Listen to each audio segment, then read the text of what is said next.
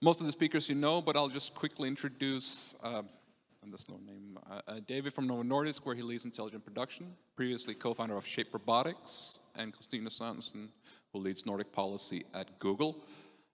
So with that said, please welcome our speakers to the scene, all hosted by the world's greatest moderator, Clement Kjersgaard.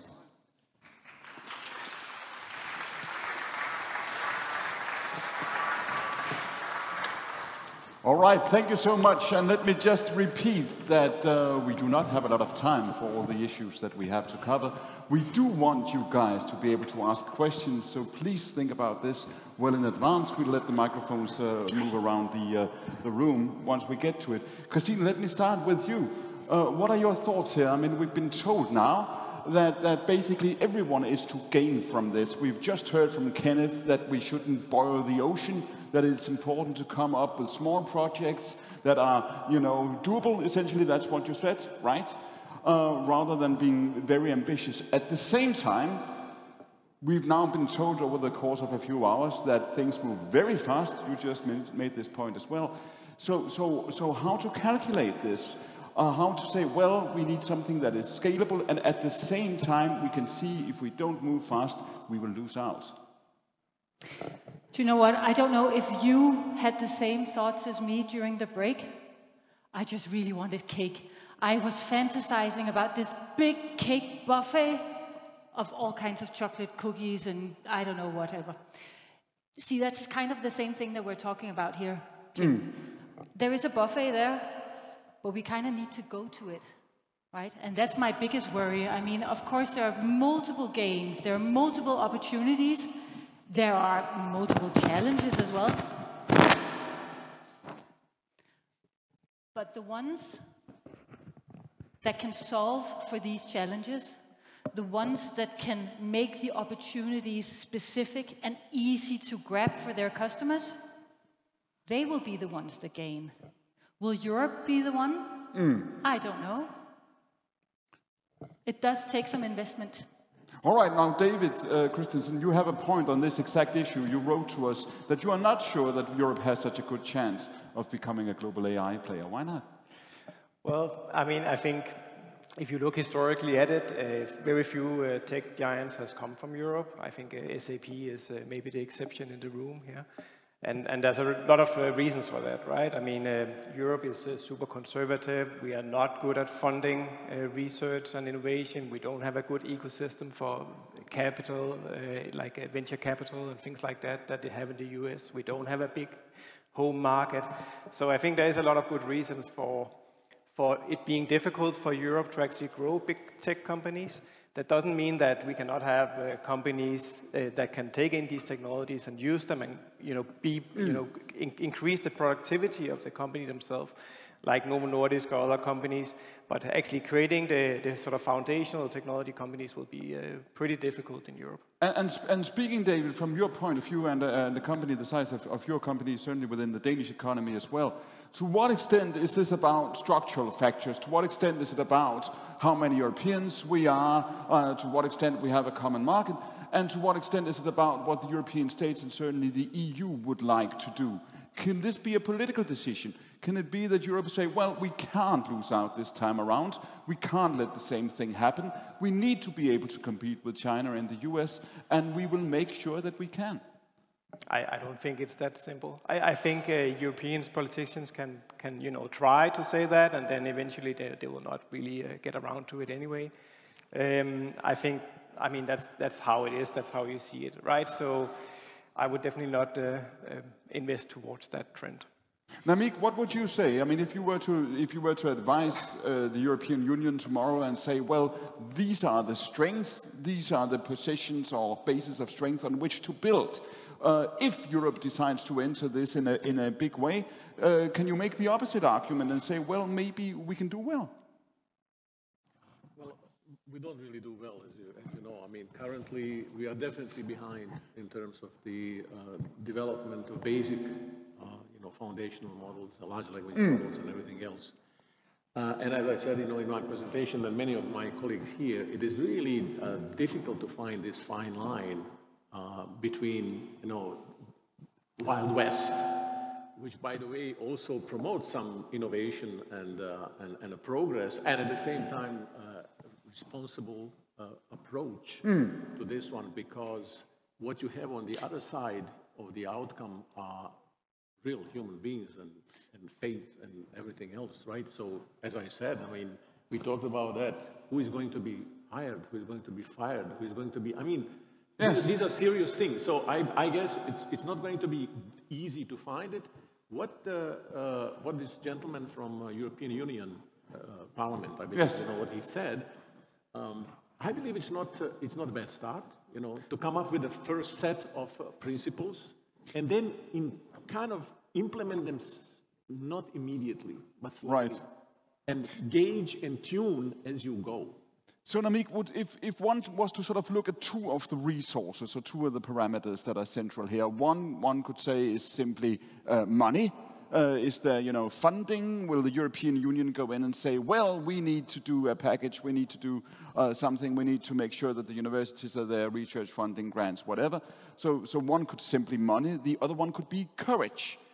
Are you ready to let the companies go out and experiment and run all kinds of risks? Because certainly when one looks at the global picture, in 5 years' time, or maybe 5 months' time, or maybe 5 hours' time, some country somewhere around the world will let their companies move ahead, run the risks, and basically go there. Can we enter this competition merely based on economic resources and market size, or do we need to say, well, we need to be courageous, risk-taking? It's really no single, you know, and simple answer to that one. I don't think that anybody can give this answer, because everything you said on both sides of the medal are actually right. Yes, that's how it always is with my questions. There is absolutely, I mean, I can, let me put it this way, if this is debate, I believe I can find myself on both sides of the debate very easily. You know? One, go very aggressively and in the market and try to create competitive advantages for us, because if we don't, others will. On the other side, if you go in there totally in a Wild West fashion, the damage that you might actually do to your population can be just not worth this risk. So again, I believe that the answer is in some regulation that is not too aggressively imposed, but slowly looking and monitoring the effects of that one, and then adjusting. But let me put it this way. If you ask me, I would start on a bit more aggressive fashion. Right? Why? Because others will. And this market is so fast that at some point in time you will find yourself basically behind. And then it's very difficult to catch up. Now, Sebastian, I mean, building on Kenneth's final slide, one could say, well, the rational thing to do here, especially in maybe a small market or Europe, even where we are at the moment, would be to wait a little bit, hold back, see what everyone else does, how will it work, and then if somebody somewhere in the world does something, hey, we will learn from it, they ran the risk, and we will reap the fruits. Could that work? Yeah, I don't think it's possible, because it's, as I said, it's a winner-takes-it-all market if you don't move. And that's not just for the LLM providers, but it's also for the industries that are then using the LLMs. And I would say I disagree a bit with what you're saying, at least partially. I think we in Europe, we are very good at coming up with innovative regulations that we're exporting everywhere for free. But the thing is, we also have to see that if you're building a race car, it's not just about brakes, right? You also need an engine, and for that you need to invest. And I think what worries me the most is that, of course, I mean, I'm not against regulations. If you want to win a race, you need to have brakes. Otherwise, on the first turn, you're out of the game, right? That's not the point. But at the same time, you need to build an engine, and it needs to be a fast one. And if you just put regulation in there, you're basically making it harder for European companies to compete. But this is interesting, Sebastian, because I mean, you are sitting here as an employee and the representative of a company that's very successful. You know this area, you know, data technology. You've been in it for decades. Are you saying that this is a new kind of race, a winner takes it all? Are you saying the speed at which this will move will be uncomparable to anything we've known? maybe not uncomparable, but I think we have seen this pattern also in the hyperscaler space, where the Europeans were not able to compete with the American and with the Asian companies, and we're bound to do the same mistakes here again. That's what I'm feeling.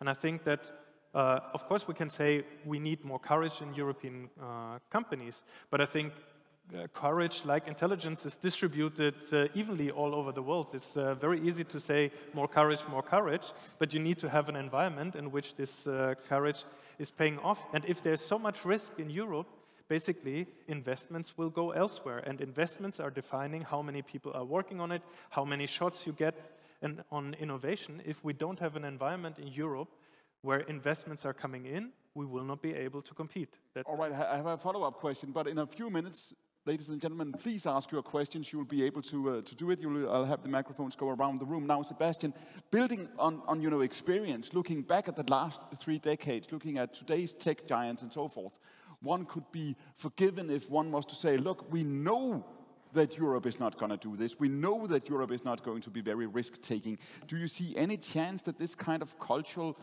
change and transformation could come about? I would say it's not too late. We have assets on our side. We have good data sources. We have great talent. And I think that also the race is not over yet. I think we see that we're going into multimodal foundational models where everybody's working on it right now. We see that the performance of LLMs are saturating and people understand how to build it. But if we don't make advances now, we will lose out. And I think when you look at it from German industry, I can say we have automotive as a platform helped us a lot. We missed out on a lot of platforms that were emerging, like microcontroller, like internet. If we miss out on that, we will be just application users of it. We will not be provider. Now, Anders, take us into maybe the consumer perspective just for a second before we go to questions, because I'm thinking, we have talked, maybe not best case scenarios. We just heard Kenneth say, look, I mean, this is all the money that can be made here. These are really the amazing productivity gains that can be virtually by everyone and by every sort of, part of the production chain. What if some scandal or catastrophe takes place? What if something happens somewhere in the world where you have a major accident, something that everyone can understand, everyone will look to it and say, this was artificial intelligence. You will see politicians, consumer organizations and so forth go out and say, never again can something like this happen. Is there a public battle? Is there a public relations battle here? Or are we looking into a future where you can simply say, well, yes, that might take place, but it won't be a nuclear disaster that can put everything on the back burner, because this will be integrated everywhere. It is an unstoppable train. I think part of the problem, I'm not sure I'm the right person to answer that question, but I do think part of the problem is that we're already kind of too dependent on the technology as is, and I think a lot of the challenges that are kind of keeping politicians up at night have to do with dependencies. I do agree with Sebastian that this is sort of a winner-takes-it-all, but it's also a winner-takes-it-all race where the winner can be a new winner for every new technology. Otherwise, Google would have still been the market lead on LLMs. And I do think there's plenty of opportunities to get back into the mix, and I think the more distributed the market will be, the less dependent it will be. So you are a little less, you are saying, yes, it could be winner takes it all, but you're saying it might not be a case of entering the race now or not entering the race at all? I think there are so many reasons to invest in this also on the European side of things right now. I don't think it's about courage. I don't think it's about money. I think it's primarily about brain drain. If you look at the distribution of big tech companies, there's 0 in Europe. If you look at the number, like the distribution of co-authors on the PaLM 2 papers or the ChatGPT papers, there's a lot of Europeans. If you look at the research side of things, there's a lot of really strong research groups. So we're not just pouring or giving regulation away for free, we're also giving the talent to build these models away for free. So you're saying essentially if one looks sort of below the surface of what is being done or what is being brought to market, you are saying the research is there, essentially the intellectual resources are there, the research resources are there, if they can only be utilized. Sure, yeah. All right, questions, comments from the floor? Please raise your hands and you will get a microphone in just a few seconds. Christine, you Yeah, I thought about posing my question, a question of my own to all you clever guys in the panel. So isn't there a way in between from the winner-takes-it-all model? I mean, we're here in Denmark. Denmark has built an economy, a great economy, on wonderful innovations like Novo Nordisk, but also on companies building on other people's technology. I mean, if you look at it, we're also in a place right now where we have to choose what kind of technology values do we want to support, what kind of highway do we want to run on, because let's face it, maybe Denmark will not invent the new Facebook or whatever we call it, but maybe we have tons of opportunities of inventing very close, very specific opportunities with AI on other people's technology, on technology coming from, well, either US or China. So you're saying essentially within this country, the way the economy works, the way sort of the entrepreneurial culture works, there might be a collaborative aspect that we could utilize. Definitely, but I think we need to choose now who we want to collaborate with. Do you buy that, Kenneth? I do. How would that look? Yeah. I think it's super, I think most of the people in the room are from companies, and I think it's important to have your own point of view on who you want to partner with. For me, I feel like LLMs will become commoditized. What will not become commoditized is how you apply them into your business. And everybody can go build an LLM. You already see now OpenAI. They had all these users, now it's kind of going down. So people are already getting less interested in it. I think the B2B aspect of it is where you're going to see a lot of the value creation, if you will. And it could be, it doesn't really, pick your favorite flavor. They have the lead right now. I think there's tons of opportunity to go create. And essentially, just to build on Christina's point here, the case that you took us through, right, with these amazing productivity gains, to what extent is this going to be sort of scalable and accessible so that small and medium-sized companies can say, well, we can plug into this and it'll be plug and play? And to what extent will it be winner takes it all, or sort of a market that will tend to prioritize and essentially reward the biggest player and the most risk-taking player? Was that for me? Yeah. Okay. But if you look at it already, Facebook has stuff out there, Google has stuff out there, OpenAI has stuff out there that's now getting investment from, lots of investment from Microsoft and others. Yeah. So who is the winner then? Can somebody tell me who the winner is? Because it seems like it's already lots of different companies that are engaged. Anders, just to put Christina's question to you, because what she's saying, and we heard the argument before, saying there are loads of knowledge here, the research resources are basically present. Do you see that? Do you see the ability in Denmark now to say, well, we've got all this amazing knowledge within the universities, and it's there, and maybe there is something in the country, something in the entrepreneurial culture here that'll make us utilize this at a clip rate that others, could envy? Oh, that's a complicated question. I do want to say, I think the who's the winner is sort of the API that is your knee-jerk reaction, kind of like what Google search was, or still is. And I think currently that is ChatGPT for most people, at least in the European context. And I think the problem is that we're, from the computer or consumer perspective, we're lazy, right? We want to just go to the same API in our personal life as well as when we go to work. And the problem is that currently, because of the regulation, we cannot ship data out of the EU, so a lot of people can't use GPT-4 at work. And I think building on that technology currently is a challenge. You can come up with a lot of nice technologies on top of GPT-4, but you wouldn't be able to use them in a hospital or in a courtroom. So we need to figure out.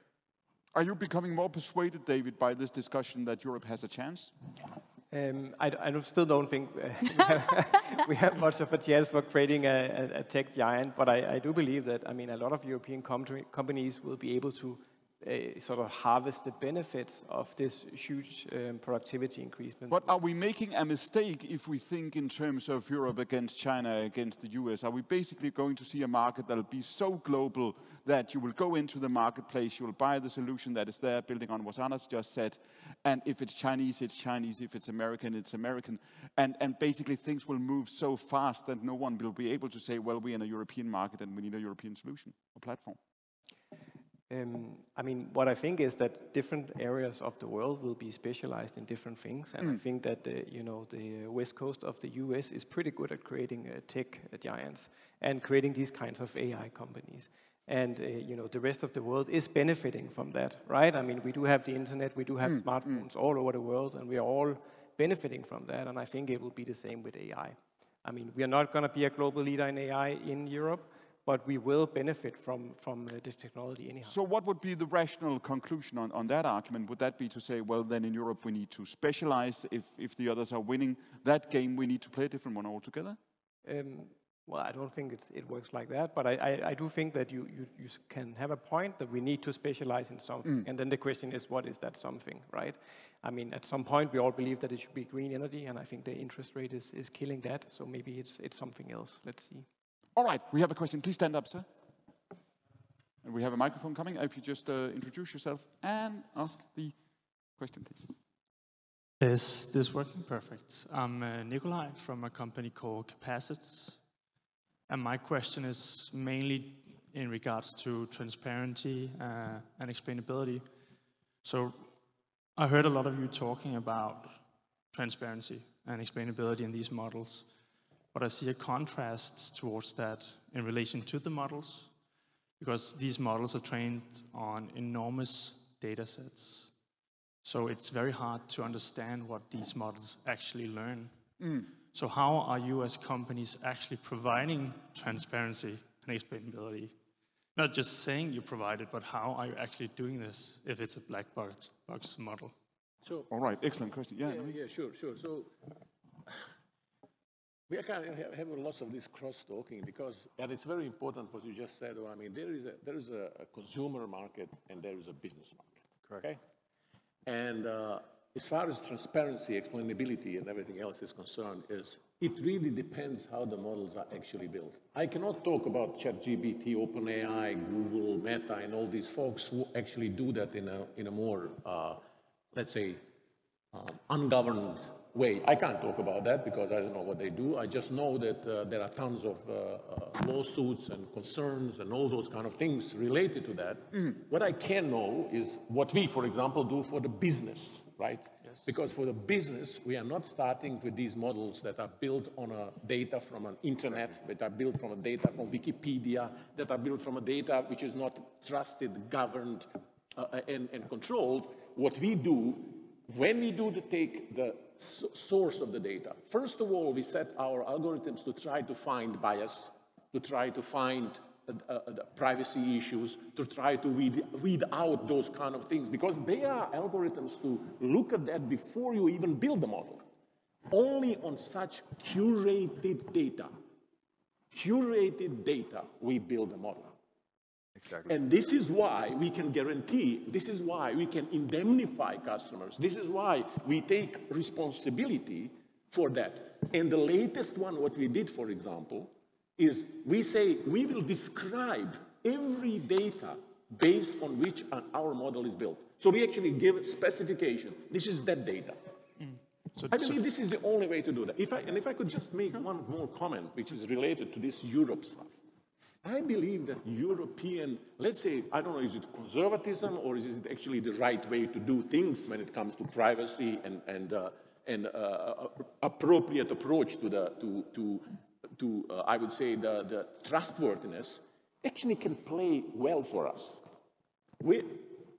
Sooner or later, every business will start caring about brand risk, about regulation, about complexity, they will start caring. They will not take the model that is built on something that can indemnify them. Namik, you say sooner or later, I mean, to quote a famous economist, in the long run, we are all dead. If this is a winner-takes-all race and it moves at a very fast clip, just let me ask a question. Is there a risk here that those companies and those regions in the world that are more risk-taking than you, who are less discerning in terms of the data sets that are used, they will move ahead, they will make the models, they will basically come up with something that is better because they have a larger appetite for risk, and they will leave you in the dust? Possible. But how about next lawsuit in US against one of these companies that basically caused a particular business to go down? And then lawsuit results rightfully in basically this particular company paying $300 billion of the indemnifying of this one. How about that moment? Yes, sure, Sebastian, yeah? First of all, I want to say, I think you're wrong. I think that also IBM is building large language models on uncurated data sets. No, you are saying something. I know we are partnering, you're also providing... As you know, I actually work with you on this one, right? I work with you, and you are using my technology to build your stuff. You are wrong that IBM is building on uncurated model. IBM allows you to use uncurated models, like ChatGPT, like Llama 2. Okay, so we agree that if I use But if you take AI, our model, like Granite, please, okay. If you take my model as for example, Granite, then it's curated data. I'm very happy to be moderating the final showdown between IBM and SAP. Sebastian, yes? Okay, my point is this. If you are using Gen AI, I completely agree with what you're saying. And I think it's an issue that we have to take care of. So if you look at what I was presenting, the use cases, at the moment, what we're doing is we're letting the system provide the information and use the large language model to generate content based on the information that we're providing. What the large language model is not good at, and I think we can all agree to that, is providing facts. It's the most stupid use case that you can think of is to ask a large language model about a fact, and I think Google knows that because they lost, what was it, 10% in asking a fact to Bard? Okay. So this is something that you should not do. What you should do, and that's what everybody in the industry does, is you try to ground what the large language model is giving you. By certain techniques, we don't need to go into the technical details, but basically, you're providing information either systematically or through grounding databases. You provide that information to the large language model and allow the large language model then to provide you this information in a better form, right? And that's what we're doing in this job posting generation. We don't say, give me a job posting. We give you the large language model the information and the human check it. We give the large language model information about how the system behaves and let it generate information for the system. And then in the transparency and explainability, you can show to the user, and that's what we do, where does this information come from, how has it been used, and of course, we also make sure that the user in any situation knows that it's interacting with an AI system, what kind of system. Not to complicate things, but there was an interesting distinction in your question. You said we have transparency and then we have sort of the appearance of transparency. When am I, as a customer, being sold actual transparency, and when are you guys selling me something that I think is transparency, but really maybe I don't know? And here comes the question, Sebastian, do you know? I mean, looking at these curves, looking at this development, looking at where we are now in terms of where we were just 12 months ago, how long can you guys say, we know what we are doing, we know what the machines are doing, we know what the models are doing, and at what point do you reach a level of complexity where you can say, we're not quite certain, and thus we have no transparency to provide?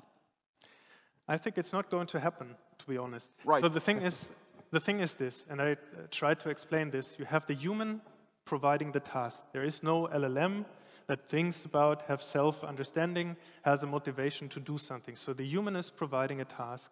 All right. It's not the system. All right. Next question, please, sir. Stand up. Hello, my name is Nikolai. I'm from Cordy. I have a question to a lot of you. So you've been discussing about whether or not Europe could be competitive against China and the US. So imagine this scenario. You're now bestowed the title Lord and Commander of the European Union, everything you say is law. What is the first policy act or action you would take to make us more competitive? Oh, excellent question. Who would like to offer an answer? Christine, of course. Yeah, well, that's not an easy question, right? But I think, Anders, you had a great word that I think deserves a re-mention: autonomy. And what creates the biggest degree, the largest degree of autonomy and competitiveness for Europe? I think that's the question that we're looking for. Autonomy is not necessarily doing our own large language models, but it's about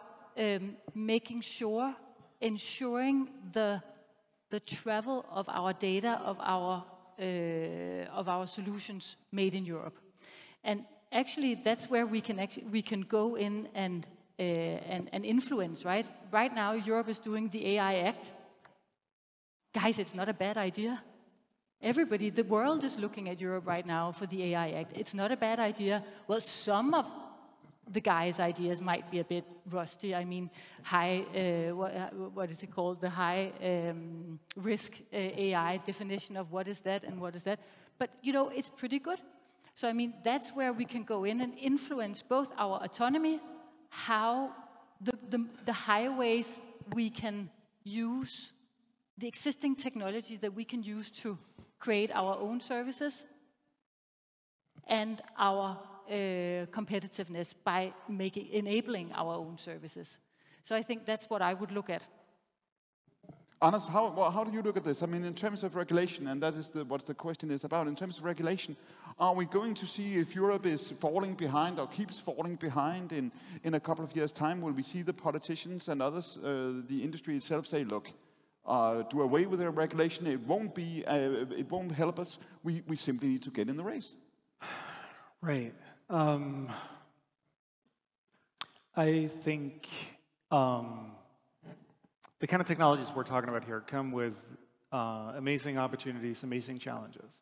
There's a lot of resources that will be channeled in the wrong direction if we don't guardrail things a little bit. Most of my PhDs and postdocs end up doing entertainment and social media, and meanwhile, there's all the dyslexics on the planet needing technology. So I think steering things is important in one way or another. But there's a lot of ways you can do that, and there's a lot of them are wrong. And I think AI Act and other types of regulation makes me happy because it means we're having a conversation. I think there's a lot of stuff in there that's a little misguided. To give a couple of examples, there's something about subliminal influence. You can't design AI to have subliminal influence on people. The problem is that that's bound to intentionality. And I think this technology has the potential to influence all of us without anybody actually having an intention to do so. Right. So I think there's a gap right now between policy and sort of technical understanding of what we're talking about. There's a lot of focus on data, for example. I don't think transparency is in the data, it's in the models. You know, with the same data, I can build very, very, very different models. We need to focus on the models. The models are themselves transparent. I can give you the perfect explanation for why ChatGPT says what it says. It's 200 billion computations long, but it is the explanation. Just like if you wanted transparency from a doctor, you know, you could do a brain scan of the doctor. It wouldn't be super helpful, but it would be the actual explanation for what's going on. You can ask them to retrospectively come up with a story, and we can do that in AI too, but that's not really a faithful explanation. And so there's a lot of gaps here. I think I would probably focus on making sure that the resources are challenged or channeled, in the direction that we need the most. And I think part of it has to do with, you know, maybe making sure that all the GPU hours are not spent on education or social media. All right, next question. One way or another. We need a microphone, sir, and stand up so we can hear you. Thank you. If you ensure that the research is going in the right direction, how do you avoid all the researchers going to the US or to London or to wherever? Right, I think that's actually one of the most important problems. So this is not about research. I think research largely is sent off in the right direction. I think the problem is what happens when PhDs and postdocs leave us. They go to Netflix and they go to, you know, and I think this is where the EU needs to think, how do we keep people around to help the governments, to help the companies? David, I mean, we don't have a business model for that right now. Very brief, very brief. I would say, I mean, we ramped the taxation system for investment in AI, both from companies' point of view and also from investors' point of view. That would give higher salaries to people working AI. Hey, good news. And then, I mean, I think that would help a lot. All right, next question. Sorry, please stand up. We just need the mic to work, if it's with you. Try again. Brilliant. So my name is Nicolo Pera, and I'm a co-founder of a company called Pleo. And in our product, we pride ourselves, we are from Denmark, from the Nordics. Therefore, our product reflects this way of thinking that we have in the Nordics. And of course, like the same, I would imagine, happens at Google, at OpenAI, at Anthropic, when it comes to the team that actually works both on creating the model, but also finding what is the data to which the model should be trained on. And what I'm wondering and a bit worried about is that by having only certain companies that have these capabilities, and also now that they block others, for example, to use their model in order to train a new model and having like trillions and trillions of data information points that needs to be done in some way by hand, I'm really worried that we're going to lose many key things about the European and other parts of the world, their culture and their way of thinking, the way of seeing different things in the world. We're going to lose them. So you're saying that working sort of to Nordic standards, following Nordic norms at the moment, you're essentially saying maybe you're looking into a future where that simply won't be feasible because you don't have the scalability and the size? You're probably going to have like, American and Chinese and a way of seeing the world only. Kenneth, is this a worry? A concern? Potentially. I mean, for you, it seems to be a worry. I'm not so worried about the models in particular, because models can be generated. Right? So I think one of the things that people confuse a little bit is, oh, these LLMs are only from OpenAI or from Anthropic. I mean, we already work with tons of customers that are building their own LLMs in an open source environment, and then they embed them into our platform and execute the LLMs based on use cases. Right? So in that shape, it actually is open. As a matter of fact, OpenAI is not open, right? I mean, it's closed. All right, next question. Here, we'll just make sure that to get as many questions in as we can. So if you stand up, the microphone will be right with you. Here we go. Thank you. My name is Agustin. As I was listening to, especially at the beginning of the debate, a lot of the wording was very similar to a very controversial topic these days in climate change, which is bioengineering. People don't really want to talk about it very much because decisions that a single country makes is going to affect everyone else across the world. You can make a very small change and completely destroy the economy somewhere else. And it feels like we are using the same wording for LLMs. And we were talking about going fast, going careful. I haven't heard much of this. How do you even start to think about making a decision of moving forward this model if that decision is potentially going to completely change the world? Brilliant question. Well, that was my whole point in my presentation was I think you need to experiment. If you haven't done anything today, you should not start with a big bang. You need to start with use cases, and then you need to figure out who your partners are, and then you need to implement, and then you need to learn. Right? I think there's a lot of learning. Right? But essentially, I mean, is this gentleman? He's addressing. He's basically, I think, putting into a question here the concern and the worry around the world to an extent here, right? Because I mean, truly, there is a genuine point here, a genuine concern that a mistake made somewhere, an experiment made somewhere, will have global repercussions. And building on the climate analogy. Couldn't there be a political, a social, and moral argument even for saying, well, we need to be very, very careful, despite knowing that we will lose market shares and profits and so forth? Yeah. I mean, but I would say that's why the AI Act is designed that way, right? So you identify what are the high-risk areas, and for that you go careful. And I can tell you, when we look at the SAP use cases, I'm reviewing a lot of them. It's 95% of the cases I know, because we're counting, are not high-risk cases. And I think you can go fast there. And basically, it's also not that people need to experiment. Companies like SAP and other companies, they put that into their products. You don't need to be an expert in AI at all. You just use it, right? Yeah. But there are 5% of the use cases where you have to be careful because it's affecting human autonomy, for example, because it has the potential to discriminate. Should we not do that? I think we should also look at those cases, but we should be very careful about it. And then there are cases that we shouldn't do at all, like social scoring. That's what we do. And I think you're also right, but we need to differentiate. I think you mentioned that.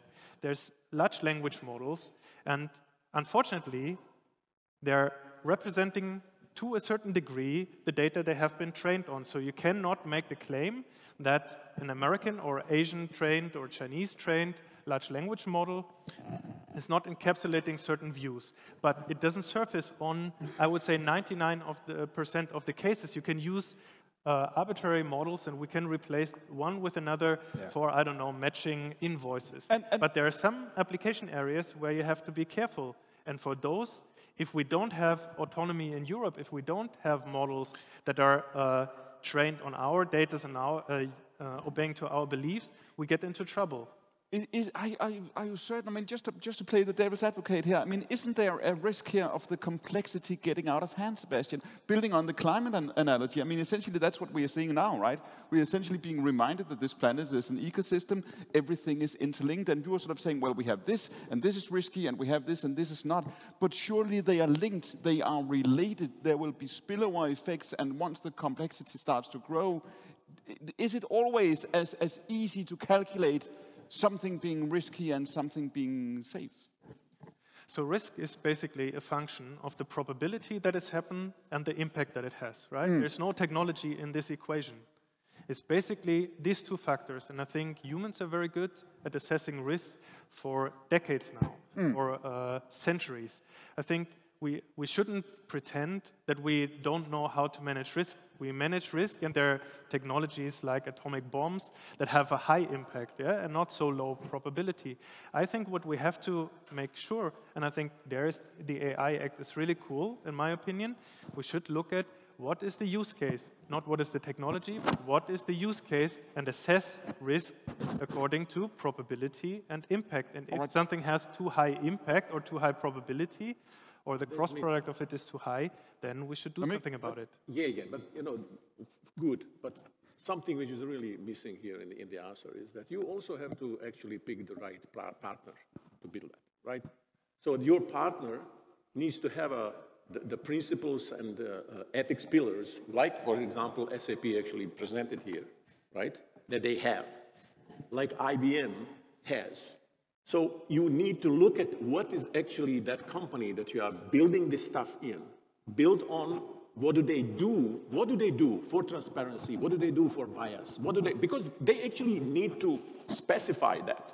And what I said earlier, and my colleague didn't know, but most important thing in IBM is that we do not build models that are built on the data that is not curated. And I believe this is one of the most important things that right now, at this point in time, we should do. So please have a look at what it actually says in terms of what is built. All right, I think we just have 2 minutes left or something like that. Next question, please. My name is Richard Olsen. I'm from Accenture. I have a question to Salesforce and afterwards for Nuvo. A little closer to the mic, please. Thank you. And the question is basically, can we make trust a competitive advantage for Europe, for the Nordics? I think so. I mean, if you have the American glasses on, which I had for 18 years before I moved back here, maybe not. But after moving back here, I can tell you that Europe is a very nuanced place, and so is the Nordics, right? So if you actually build into your capabilities, you can serve your Nordics banks, you can serve healthcare companies and even government sector. I mean, then you would automatically have a leap ahead of somebody else that might come from the US, because I'll tell you 9 out of 10 times, they don't quite understand what those barriers to entry are. It's complicated. Europe is very complicated. Right? So yeah, I would say, yeah, why not? Are you saying, Kenneth, are you implying also that sort of to speak about of Europe as a whole or as an entity and saying this is sort of the European answer, is that too simplistic? It is, yeah. Because you have to look at it by industry as well and by country. There's very different regulatory issues in Germany and Switzerland, in financial services and healthcare, right? I mean, it's just not one industry, not one EU, right? How do you look at it, David? Do you think we will see Europe becoming more integrated in this fashion? Will this be sort of market-driven in the years to come? And could, just to pick up on the question, could sort of trust become a competitiveness issue, essentially? I actually think it's a really good point. I'm not sure we're going to have a lot of self-driving cars from China here because we won't trust them, right? And it's the same thing with these, with what you're saying. I mean, the pharma industry is a super regulated environment, and for good reason. I mean, you need to be able to trust the drugs that you take, and you know, that kind of things comes from regulation, like the European regulation. You made the point a little earlier. You said, well, on the American West Coast, they've shown to be very excellent at building tech giants, and they're doing it very well. I mean, certainly that is the case now. Will that hold? I mean, will this kind of I mean, these were, you know, specific historical circumstances. We've lived through a specific period in history with these tech giants over the last 20 years. Are you certain, David, that this will hold for the next 20 years, or could we see sort of the source of innovation or the center of innovation move somewhere else? I think there are a lot of things going to happen with innovation for the next 20 years, and I think AI is going to be a huge driver of that. I'm not sure it's going to be situated in any specific geographical locations or even in humans, right? So, you know, how does that going to play out? Kenneth? I mean, we're already seeing that a little bit. Israel is, I mean, 60% of our development is in Israel. And then you have China. But the two outliers, and India as well, is the political environment. I mean, you have China that you probably can't trust. Now you have issues in Israel. The US is just more homogeneous. I mean, if you want safe investments, you put the money in Silicon Valley. All right. Next to a point, please. Yes, sir. Hello. My name is Anas. I'm a consultant and technology writer. I just have a question a little bit more fundamental about the words that we use, because we want to do good. We all want to be ethical. I'm just a little bit concerned that when we talk about ethics, we're really talking about center-left, or let's be blunt, social democratic political talking points, rather than a true discussion about ethical reflection. Let me give you an example from the EU AI Act. Predictive policing is designated as a high-risk area. I would say so for the victims that were not prevented by police too. It's a high risk. So how, it appears to me that sometimes we circumvent a real ethical discussion under political force. I mean, you just mentioned, Kenneth, essentially that there are political considerations that come into play. I can't speak for the other companies, but Paula Goldman, that runs ethical and humane office at Salesforce, she is unbelievable. And when we talk ethics, we're talking like 20 different facets. It's not just political, it's gender, it's equality, it's LGBTQ, it's diversity, it's everything. I mean, I live this every day. It's lots of training, and so yeah, it's pretty nuanced. It's not just, and I'm sure it's probably the same at my counterparts. Christina? The question is ethics and responsibility a competitive advantage, or is it a hygiene factor? And I often hear that question, that in Europe or in the Nordics, we have a special standard of accountability and responsibility.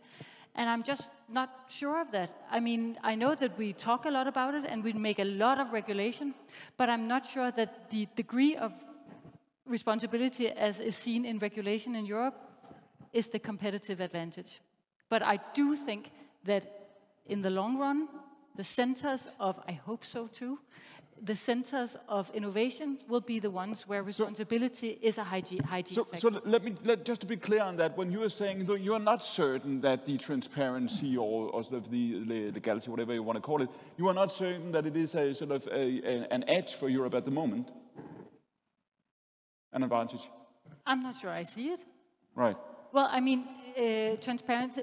We have a great transparency discussion going on here. Is it the data or is it the models? I think that's a very relevant question, and I think that's where the ethical discussions often come to a certain point where there's no practical solution, right? And I think you just mentioned one of them, that it's a talking business. And I mean, let's all agree that if Europe stays in that talking business, it will be no competitive advantage. Kenneth? I think the question was more, could we make it a competitive advantage? I think I answered yes, and I mean time-based, because it's only a matter of time. If the market is big enough, somebody's going to catch up to that, right? So yes, because you know the market, et cetera, right? Versus an American vendor, if that's what we were talking about. Now, as we move towards the final couple of minutes, I'd like to ask a couple of you just to sort of give us your thoughts on how should companies go about this. If there are companies here who are saying, well, we aren't very big, we aren't very large, we don't have a lot of resources, what is sort of the most rational way to approach this? I mean, Kenneth made the point, he said, you know, don't boil the ocean, essentially, and at the same time, as I mentioned at the outset, you guys have also said, you know, we heard it earlier, the winner takes it all. Christine, how should one go about this? This is back to the beginning a little bit. If I'm a small company or a medium-sized company, how should I set up a process knowing that some of the choices and the decisions in terms of choosing you know, a partner, whether it be SAP or IBM, I'll be making one choice now, and in 6 months' time or a year's time, I could be making a very different one? I think the answer is as customer-focused as it is geopolitical. And I think Kenneth said it a bit earlier. Choose the right partner. I think that's the best solution for a medium-sized company. You're not going to be the next Facebook, probably, or the next large language model. You need to choose the right partner that can offer you the level of trust or accountability or transparency that you think you can build on. What would be most important for you? If you were to go out and make this decision tomorrow, what would you look for in the right partner? Are you asking me as a person, or are you asking the evil empire of Google? Oh, is there a difference? Is there a distinction? Or is it sort of a quite more... nice, you know. How long do we have? Well, personally, my mind is very occupied about the geopolitical situation. I see that the conversation we're having now about choosing the right commercial partner is in every degree a geopolitical decision. And I think that as Europe, we need to choose our partner wisely. Sebastian, how would you look at this? So I think from my perspective, I'm coming from research and innovation background, I think the most important thing is to get exposed. That's number one. I think the partner discussion is important, I get this, but I think the first thing is get people in front of it so they understand what it is. And I give you, if I have like in 1 minute, what we did at the beginning of the year at SAP is we created an internal playground for SAP people to access large language models and use company internal data to check out what large language models can do. And we're hosting now, giving access to more than 10 different large language models, and we have basically the whole company interacting with it on products, but also on trying out to generate code, writing emails, just checking it out, you know. And that has changed the way how people inside our company have been understanding the technology, have been interacting, have been understanding what it means for them personally, what it means for their business, what it means for their customers, what it means for the software that they're creating. And of course, in my opinion, you have to choose a partner, but in my opinion, the important piece is that you're making a decision that is based on understanding of what it is and what you want. And for this, there's no way around trying it out. Now, Mick, same question. How do you choose the right partner? If you're a small company, you find this all very complex. How do you start? I believe the companies like Salesforce, like SAP, like IBM, I guess, you know, like Google and others actually do publish and are very open in terms of what they offer, in terms of what kind of guidelines they actually provide, what kind of ethical things that are, I mean, it's actually described how it is. So I would suggest, you know, that they look into that one and choose the partner that matches their needs in terms of functionality, in terms of compliance to the regulations, everything else. And let me just finish something, because you say something else which is a bit different. and we didn't touch on that one. And this is what I believe it's actually tremendous also value and bringing universities and academia in this whole story. And this is potentially where the Europe can actually get back, and closer into the leading space. So potentially European Union can do that through the grants and those kind of things for the universities, but the focus to be on themes of exactly trustworthy AI. So not necessarily just the performance and so on, but the trustworthy AI. Because it is something that requires research. It is something that requires investment. It is something, and this is where potentially we in Europe can actually fits even better Europe, I would say, culture and so on. Kenneth? I mean, if you're a small company, I think most of us on stage could maybe be too large for you. And I don't mean that in a bad way, I just mean there might be better partners that are more nimble, that can offer you a stepped approach to where you need to go. Not that we don't have solutions for SMB, but if you were talking about AI, I think that might be better. So I'm just giving you a very honest opinion on that. So yeah, I would look at other companies too if you're a small client. All right, David, same question for you essentially. How would you go out? I mean, you're from Novo, of course. If you were a medium-sized company, a small-sized company, what would you look for in a partner? In a partner? Yeah. I don't know. I mean, I would very much echo what Sebastian is saying and just go out and start using it. And I mean, if you're not already, then go and buy subscriptions for any employee in the company for ChatGPT 4 or something like that, and just get your... All right, final 10 seconds here, Christine, just to pick up on your point earlier, the geopolitical points. Will this become more pertinent? I mean, we've lived now through 5 or 10 years of world history that has been incredibly unpredictable and certainly so marked by uncertainty. Will we see that the geopolitical agenda will be even more central, even harder to navigate in the years to come? Extremely much so. All right. It will be, more complex as well, and more divisive, I think. All right. We've been, from Denmark, we've been pragmatic and idealistic at kind of the same time. I'm not sure that that's possible going forward. All right, brilliant. Thank you so much to all of you, and thank you for the questions. Jonathan? Thank you. Thank you so much for the panel, and thank you so much, Clement, the world's greatest moderator.